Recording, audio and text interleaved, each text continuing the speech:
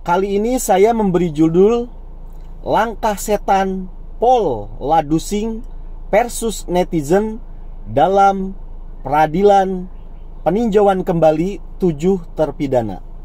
Kenapa saya menggunakan diksi langkah setan? Karena jelas sejak awal kasus ini terinspirasi ataupun berbasis dari keterangan orang yang kesurupan, yaitu si Linda. Dan tidak ada itu kesurupan, ceritanya kesurupan malaikat. Semua kesurupan ya kesurupan setan gitu loh. Gak ada kesurupan malaikat. Maka saya bilang ini adalah langkah setan Paul Ladusing, begitu ya. Nah, kali ini kita akan membahas langkah-langkah setan Paul Ladusing dalam nanti melawan kita para netizen di sidang peradilan peninjauan kembali 7 terpidana. Kira-kira langkah-langkah apa saja yang akan mereka lakukan? Kenapa harus kita jelaskan langkah-langkah mereka? Harus kita analisa supaya kita juga bisa meng-counterback ataupun meng-counterbalik, gitu kan, meng-counterbalik langkah-langkah mereka sejak dari awal kita sudah deteksi. Jadi kita punya tuh solusinya apa untuk menangkal setiap langkah yang mereka lakukan. Oke, saya sudah merangkum perkiraan saya, analisis saya. Mereka akan menggunakan 4 langkah setan, ya kan? Karena di sini keempat langkah setan ini adalah di luar daripada scientific evidence ataupun barang bukti yang sifatnya saintifik. Kenapa itu di luar scientific evidence? Karena Ladusing sama sekali tidak punya barang bukti itu, tidak punya alat bukti itu gitu. Semua hanya, ya namanya juga langkah setan. Emang langkah setan bisa di scientific? Ya nggak bisa gitu loh. Maka 4 langkah ini di luar dari scientific evidence. Tapi mereka berupaya mengait-ngaitkan untuk menjadi scientific evidence ataupun barang bukti yang sifatnya scientific. Yang pertama, yang mereka akan berupaya menjadikan ini menjadi scientific evidence padahal bukan. Yaitu apa? Mereka akan menyewa ahli psikologi. Kenapa saya akan menyewa, disewa, dibayar, disogok? Kenapa saya mengatakan itu?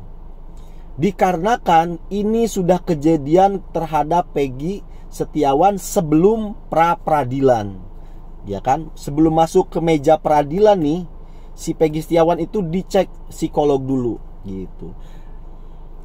Dan kenapa dilakukan tes psikologi ini?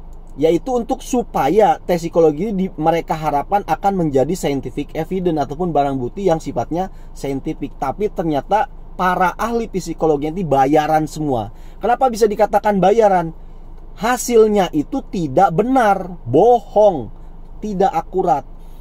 Dalam hasil tes psikologi Peggy Setiawan kemarin itu dinyatakan di sana kalau bahwasannya Peggy Setiawan itu cenderung manipulatif dan berbohong. Kemudian juga Peggy Setiawan itu IQ-nya itu rendah. Tapi pada kenyataannya, kalau dibilang suka berbohong dan manipulatif, lihat, Peggy Setiawan kan sekarang diundang hampir di semua media. Keterangannya sama. Karena pertanyaan di setiap media tuh hampir sama dan jawabannya selalu persis sama. Tidak ada yang ditambah-tambahkan, tidak dilebay-lebaykan. Misalkan dia ketika dianiaya dipukulkan ininya, tidak dilebay-lebaykan. Dia juga sudah memaafkan yang memukulnya waktu dikeresekin sampai nggak bisa nafas. Dia juga sudah memaafkannya dan semua keterangannya sama. Lantas hasil dari ahli psikologi yang katanya Peggy Setiawan itu adalah manipulatif dan berbohong, mana buktinya? Pada kenyataannya Peggy Setiawan tidak manipulatif dan tidak berbohong dan tidak suka berbohong. Itu artinya mengindikasikan ahli psikologi yang kemarin diundang untuk tes ke Polda Jabar tuh pembohong. Saya katakan sekali lagi, Anda pembohong. Anda jual ilmu pengetahuan Anda kurang. Anda berbohong. Bener-bener ya. Mana integritas Anda sebagai ahli? Mana buktinya Peggy Setiawan itu cenderung pembohong dan manipulatif? Hah? Kamu pertaruhkan ilmu hasil kamu kuliah berbelas-belas tahun. kamu jual begitu aja. Bener-bener. Yang kedua, langkah setan Paul Ladusing ini akan punya langkah yang kedua adalah apa? Dia akan bertahan dengan kesaksian mahkota yaitu Sudirman.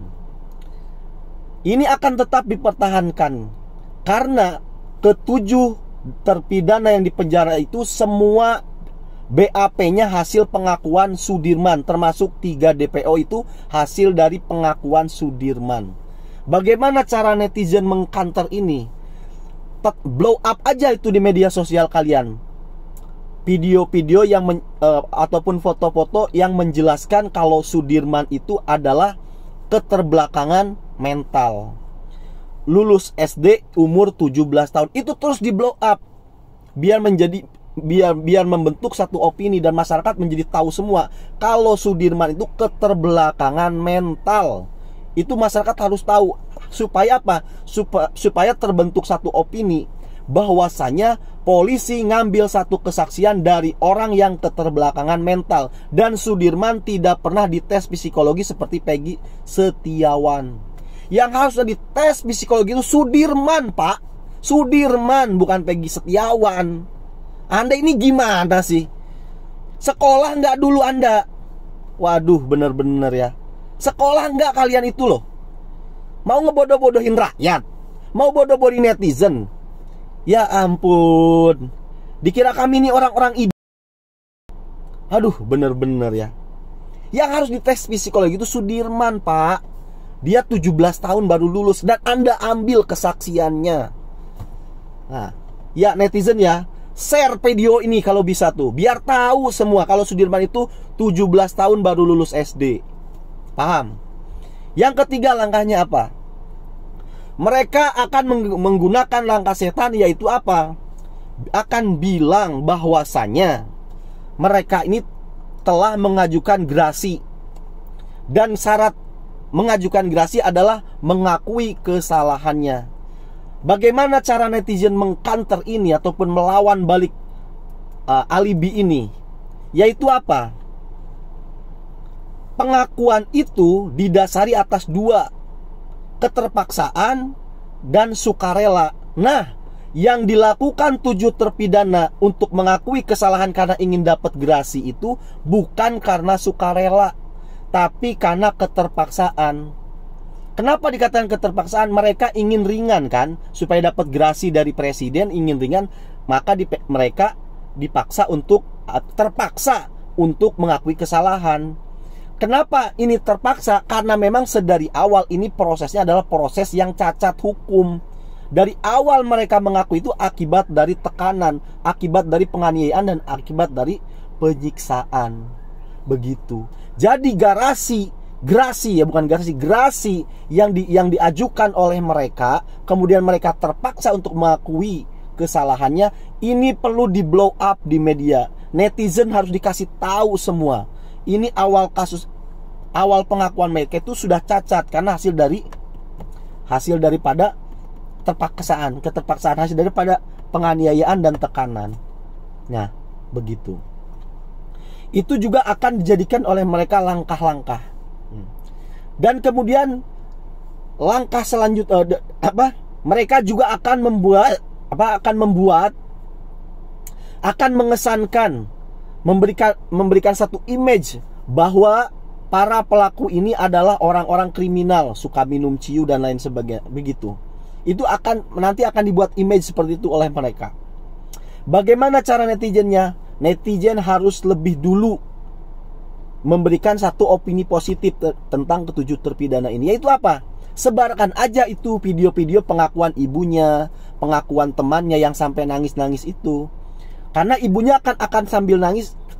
Video yang beredar kan sambil menangis, menceritakan keadaan anaknya yang tidak bersalah begitu. Itu sebarkan.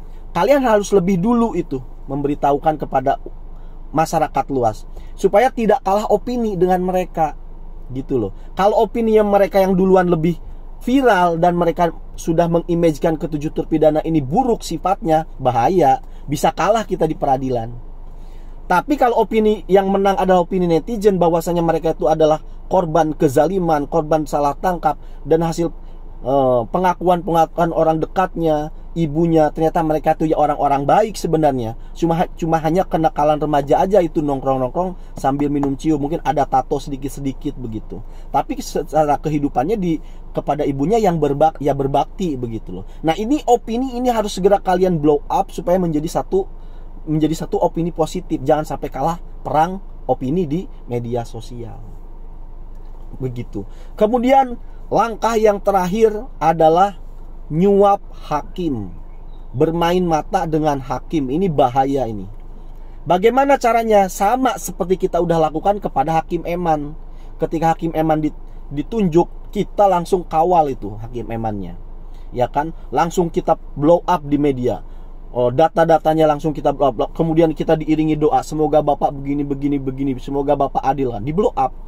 Apa hasil dari kerja netizen yang memblow up Eman Sulaiman sebelum sidang pra peradilan? Hasilnya apa?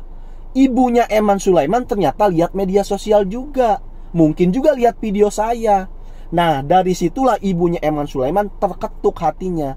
Wah, ini untuk keadilan rakyat. Maka Eman Sulaiman pun dinasehatin oleh ibunya untuk bersikap adil dan bersikap jujur. Itu ternyata fungsi netizen dalam mengawal kasus ini tuh begitu. Mungkin kita tidak bisa berhubungan langsung dengan Hakim Eman waktu itu, tapi pendapat Anda, video Anda, komentar Anda sampai ke ibunya, dan ibunya menasihati anaknya yaitu Hakim Eman. Semoga aja hakim yang nanti pun begitu, yang akan menangani 7 PK terpidana ini gitu. Kita berdoanya tuh begitu. Nah, kita mengawal lewat media sosial dengan harapan nanti si hakim yang ditunjuk untuk PK ini juga lihat video kita, lihat penderitaan rakyat itu bagaimana, dan itu yang terketuk, dan semoga mau menolak suap seperti Hakim Eman Sulaiman gitu loh. Maka ketika kita menganggap di media sosial bikin posting-postingan Hakim Eman Sulaiman adalah pahlawan keadilan dan lain sebagainya, itu bagus supaya nanti hakim yang akan menangani PK 7 terpidana terinspirasi. Wah, kalau saya jujur seperti Pak Eman, nanti saya pun akan diperlakukan seperti itu oleh rakyat. Kira-kira itulah 4 langkah setan Poladusing yang harus kalian waspadai dan harus kalian segera serang balik. Jangan sampai kita kalah lebih dulu. Semoga kita berdoa kepada Tuhan dan kita berharap ke-7 terpidana itu segera bebas, karena kita meyakini mereka tidak bersalah, hanya korban asal comot. Terima kasih.